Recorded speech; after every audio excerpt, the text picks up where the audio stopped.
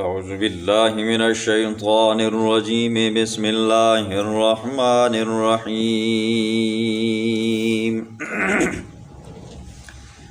وَيَسْتَفْتُونَكَ فِي النِّسَاءِ قُلِ اللَّهُ يُفْتِيكُمْ فِيهِنَّ وَمَا يُتْلَى عَلَيْكُمْ فِي الْكِتَابِ فِي يَتَامَى النِّسَاءِ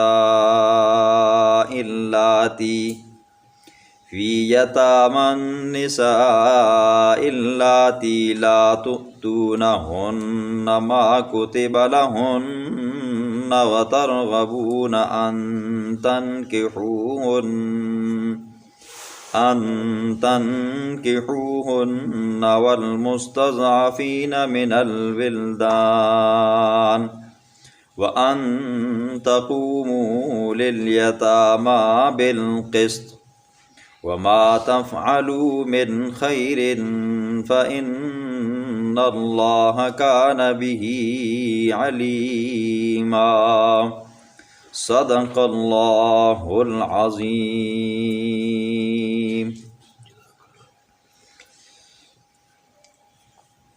آج کے درس میں اللہ رب العزت عورتوں کے حقوق اور ازدواجی زندگی کے اندر پیش آنے والے مسائل کا حل، اور اسی طرح اگر ازدواجی زندگی مشکل ہو جائے تو پھر اس کی جدائی کا حل، ان تمام صورتوں کو بیان فرمائیں گے۔ اس صورت کے شروع میں آپ نے سنا اللہ رب العزت نے یتیم بچوں کے مال کا، یتیم بچوں کے حقوق کا، اور اسی طرح نکاح کا، اور اسی طرح میراث کا ہر ایک کا حکم بیان فرمایا، تفصیلاً بیان فرمایا۔ آج اللہ رب العزت اسی مضمون کو دوبارہ دہرائیں گے۔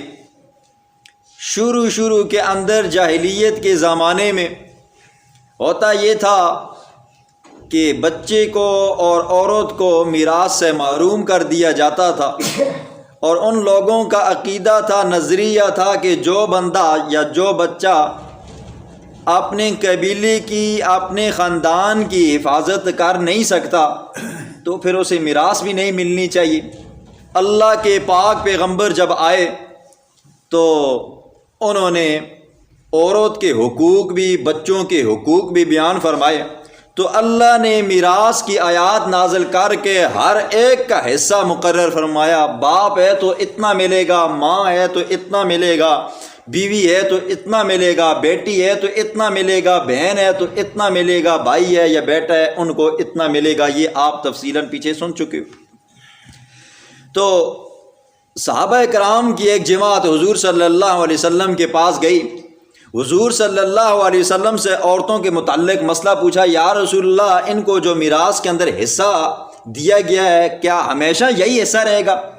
تو قرآن کہتا ہے وَيَسْتَفْتُونَكَ فِي النِّسَاءِ، میرے پاک پیغمبر یہ آپ سے سوال کرتے ہیں عورتوں کے متعلق، قل کہہ دیجئے اللہ یفتیکم، اللہ تمہیں فتویٰ دیتا ہے فیہن، ان عورتوں کے بارے میں، کہ لا تؤتون ما کتب لہن، کہ تم ان کو نہیں دیتے ہو جو ان کے لیے مقرر کرتے ہو۔ جی ہوتا کیا تھا جی، کسی بچی کا باپ فوت ہو جاتا، اس کے وارث یا چاچا بنتا یا تایا بنتا یا دادا بنتا، جو بھی بنتا، تو چاچا اگر ہوتا تو وہ دیکھتا کہ بھتیجی خوبصورت ہے، اچھی ہے، مالدار ہے، تو اس کو اپنے بیٹے کی نکاح میں کر دیتا تھا۔ ظاہر بات ہے نکاح اس کو مار بھی نہیں دیتے تھے، اور اس کی جتنی جائیداد ہوتی تھی وہ بھی اس کے بیٹے کو آ جاتی تھی۔ یا دوسری صورت یہ ہوتی تھی کہ چاچا تایا وہ خود تو نہیں ہے لیکن ان کی اولاد ہوتی تھی، اب چچا زاد کے ساتھ، چچا زاد لڑکی کا نکاح تو جائز ہے، اب وہ چچا زاد دیکھتا اگر چاچے کی بیٹی خوبصورت ہے، حسین ہے، تو مالدار بھی ہے، تو اس کے ساتھ شادی کر لیتا تھا، لیکن مہر جتنا ہوتا تھا دستور کے مطابق اس کو نہیں دیتا تھا، اور اسی طرح مہر سے بھی جان بچ جاتی تھی، اور اس کا جو مال ہوتا تھا وہ بھی اس کے قبضے میں آ جاتا تھا۔ اور اگر چاچے کی بیٹی اچھی نہ ہوتی، خوبصورت نہ ہوتی، تھوڑی سی بدصورت ہوتی، تو وہ نہ خود اس سے نکاح کرتا تھا نہ کسی اور کے ساتھ نکاح کرنے دیتا تھا۔ وجہ یہ ہوتی تھی کہ اگر یہ کسی اور کے ساتھ نکاح کرے گی تو اپنا سارا مال اٹھا کر لے جائے گی۔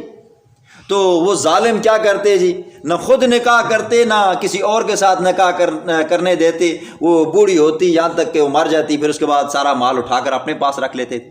تو اللہ نے فرمایا کہ یتیم بچیوں کا حق یہ ہے، اگر وہ تمہیں پسند ہے، تم شادی کرنا چاہتے ہو تو شادی کرو اور ان کو دستور کے مطابق مار بھی دو، اگر خود نہیں کرنا چاہتے ہو تو پھر آگے ان کو کرنے دو جی۔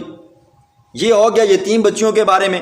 پھر فرمایا وَأَن تَقُومُوا لِلْيَتَامَى بِالْقِسْطِ، یتیم بچوں کے بارے میں کیا کرو جی، انصاف کے ساتھ قائم رہو جی۔ تو آپ سن چکے ہو پیچھے ہوتا کیا تھا، یتیم بچے کا جتنا مال ہوتا تھا والی وارث اس کو اپنے مال کے ساتھ ملا لیتا تھا اور صحیح خوب دبا دبا کر کھاتا تھا جی۔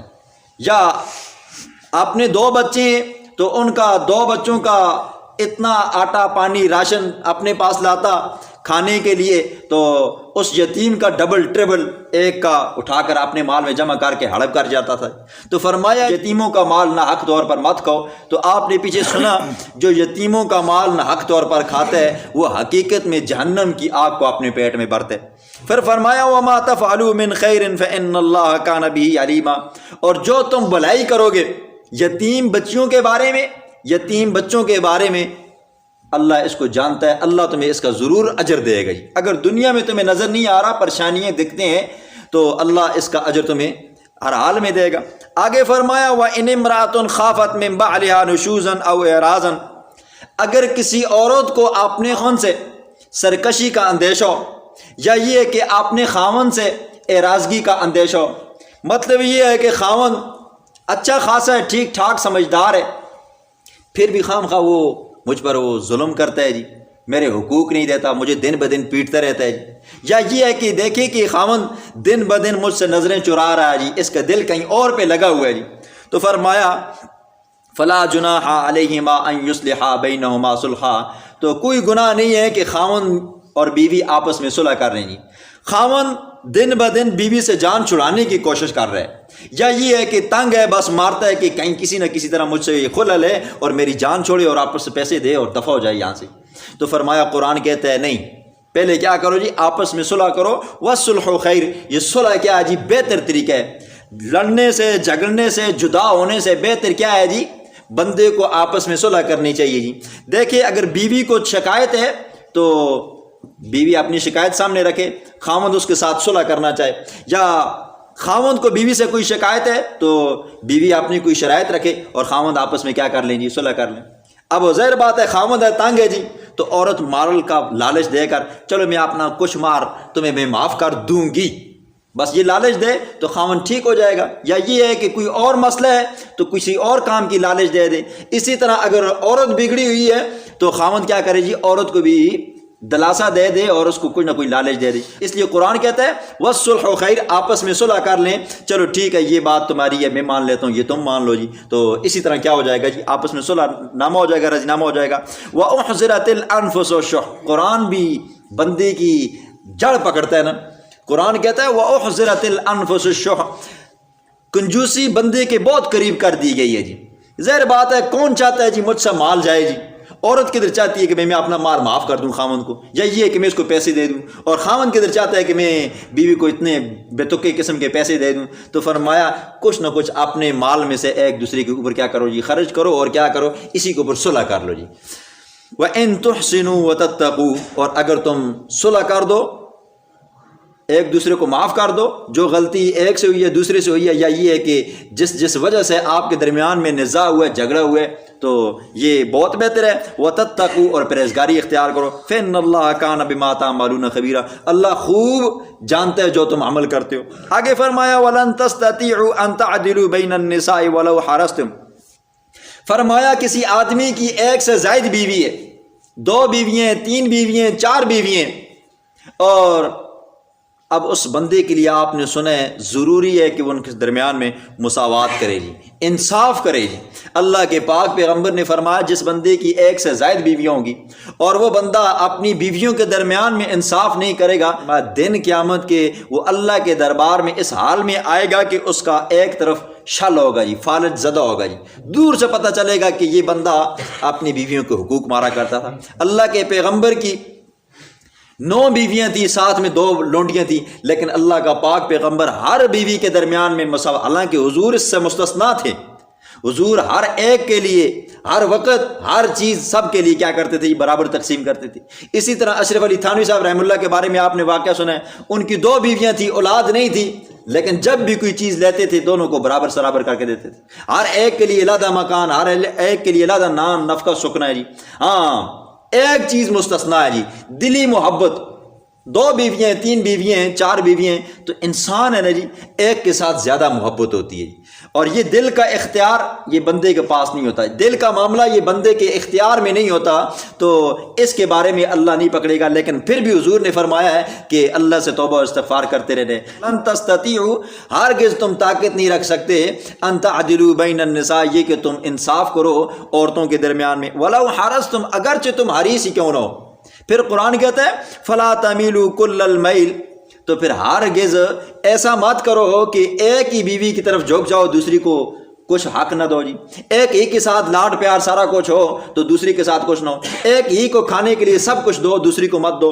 تو فرمایا فتذروها کالمعلقہ، اس کو ایک لٹکی عورت کی طرح چھوڑ دو جی۔ پیچھے آپ نے سنا فامساک بمعروف او تسریح باحسان، اگر آپ کا نباہ عورت کے ساتھ مشکل ہے جی، اب رہنا مشکل ہو گیا، یا یہ ہے کہ رہنا چاہتے ہو کوئی معاملہ اور بن گیا جی، تو قرآن کہتا ہے فامساک بمعروف، دستور کے مطابق اس کو اپنے پاس روکے رکھو، طلاق مت دو جی۔ لیکن اگر وہ صورتحال ایسی بن گئی ہے تو پھر او تسریح باحسان، پھر طریقہ کار یہ کہ طلاق دے دو اور چھوڑ دو جی۔ قرآن کہتا ہے وَإِن يَتَفَرَّقَا يُغْنِ اللَّهُ كُلًّا مِّن سَعَتِهِ، نچاکیاں چل رہی ہیں، بیوی کے ساتھ رہنا مشکل ہو چکا ہے، وہ بات نہیں مان رہی، یا آپ کو وہ پسند نہیں آئی، یا وہ یہ ہے کہ عمر زیادہ ہو گئی ہے، یا یہ ہے کہ حسین نہیں ہے، اور آپ کا دل چاہتا ہے کہ میں کوئی اور شادی کروں۔ فرمایا اب جب یہ نوبت آ گئی ہے تو پھر کیا کرو جی، ایک دوسرے کو طلاق دے دو۔ یہ مت سوچو کہ اس کا کیا بنے گا اور میرے بچوں کا کیا بنے گا، اس کے بچوں کا کیا بنے گا جی۔ آج کل معاشرہ یہی ہوتا ہے نا جی، جب آخری حالات ہوتے ہیں باوجود سمجھانے کے عورت سمجھتی نہیں ہے، خاوند سمجھتا نہیں ہے، اور یہ ایک دوسرے کو طلاق بھی نہیں دیتے، پھر ایک دوسرے کے حقوق مارتے ہیں۔ خاوند پھر باہر گھوم پھر کر اپنا گزارا کرتا ہے اور عورت بیچاری اندر ہی اپنے بالوں کو سفید کرتی ہے۔ تو فرمایا جب نباہ مشکل ہو جائے تو پھر طلاق دے دیا کرو۔ کیوں؟ یغنی اللہ کلا من سعتی، جس طرح شادی سے پہلے یہ مرد یہ عورت آپس میں اجنبی تھے، اللہ نے ایک ذریعہ اور وسیلہ بنایا تو آپس میں ملا دیا۔ اب بھی اللہ کیا کرے گا جی، مرد کے لیے کسی اور عورت کا بندوبست کر دے گا اور اس عورت کے لیے کسی اور مرد کا بندوبست کر دے گا۔ آپ کو پریشان ہونے کی ضرورت نہیں ہے۔ وَكَانَ اللَّهُ وَاسِعًا حَكِيمًا، اللہ بڑا وسطوں والا ہے اور اس کی اس کاموں کے اندر بھی بڑی حکمتیں ہیں۔ جب آخر تک بیوی کے ساتھ رہنا مشکل ہو جائے، بیوی مانتی نہیں ہے، یا یہ ہے کہ اس کے اندر کوئی اور خرابی ہے، تو پھر آپ کیا کرو جی، دستور کے مطابق طلاق دے دو۔ اللہ بھی اس کا مالک، آپ کا بھی مالک ہے، اس کا بھی مالک ہے، اس کا بھی رازق خدا ہے، آپ کا رازق بھی خدا ہے، لہٰذا خام خواہ فتذروها کالمعلقہ، اس کو ایسے مت چھوڑو، نہ وہ ادھر کی رہے نہ ادھر کی رہے، درمیان میں لٹکی رہے۔